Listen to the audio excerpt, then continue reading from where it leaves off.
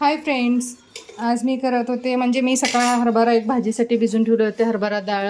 मग त्याच्यात उरले ते डाळने आता काय तर लेकरांना थोडंसं स्नॅक्स करायचं म्हटले. ते राहिलेल्या डाळची का नेहमी भाजी करतो, मग जास्त पण नाही भाजी करायला, मग थोडंसं राहिलेत म्हणून मी आता त्याचं स्नॅक्स करावं म्हणजे. आता आपल्याला लहानपणीची शाळेचे बाहेर मिळत होते ना चटपटा डाळ हरभऱ्याची, तसं करायला म्हणजे दाखव व्हिडिओ करून थोडंसं.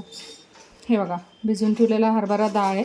एक 4-5 तास पहिला भिजून ठेवलेले होते. मग पाणी काढून एक सुक्का कापडाने पाणी सगळं पुसून घ्यायचं डाळला. मग हे बघा असं डाळ आता ह्याला तळून घेते मी. काय जास्त काय म्हणजे मसाला पण नाही, जास्त इन्ग्रेडियंट्स नाही, मस्त लागते तेवढंच. असं हे छानपैकी तळून घेऊ क्रंची वेळपर्यंत. मस्त लागते टेस्ट.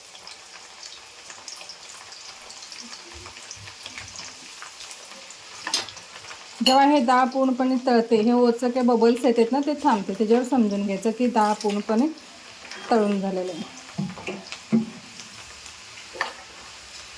प्रत्येक वेळा आम्ही काय करतो, आई लोक जर हरभरा उरला ना मोकळा हे भाज्या कर काय तर भाज्याला ह्याच्याला वापरतो. मग असं लेकरांना पण स्नॅक्स होते म्हणून केले मी आज.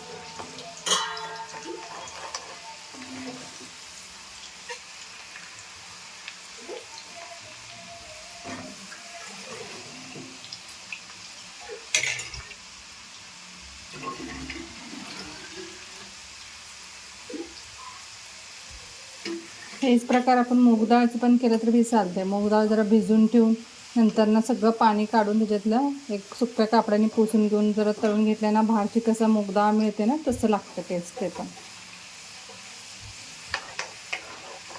हे थोडासा वेळ लागते, काय की डाळ जाड असते, लवकर होत नाही.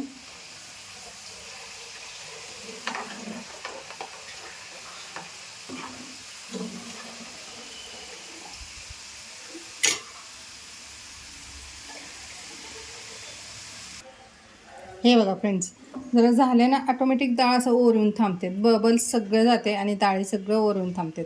त्याच्यावर समजून घ्या की झालं, आतला पाणी पूर्ण ओढून घेतले, क्रंची झालेत म्हणून. असं लक्षात येत नाही की कसं आतमध्ये क्रंची झाले का नाही, का कच्चा आहे का, असं लक्षात येत नाही आपल्याला.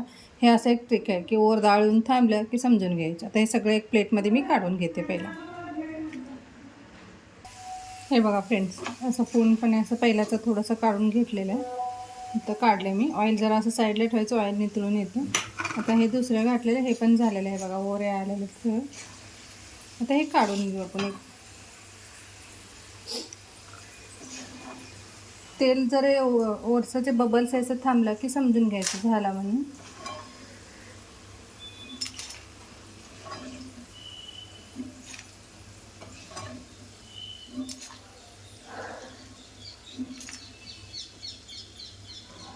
थोडंसं छान लागतं, थोडंसं तिखट मीठ, ते वरून तिखट मीठ लावायचं.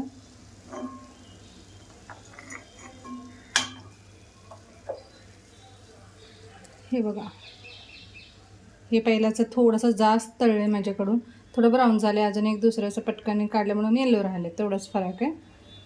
आता हे तेल काढून घेते असं क्रॉस करून ठेवून.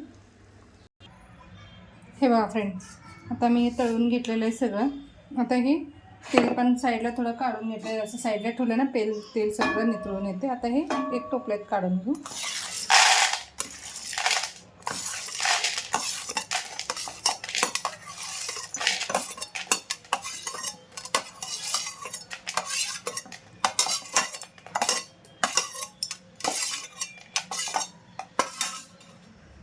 आता ह्याच्यात मी घालणार आहे थोडंसं मीठ.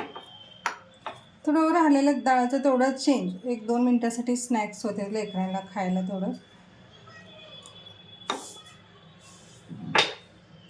आणि बॅडगी मिरचीचं लाल तिखट आहे, थोडं कलर येण्यासाठी फक्त. आणि मेन म्हणजे तर चाट मसाला, थोडासा चाट मसाला. ते सगळं मिक्स करून घ्यायचं.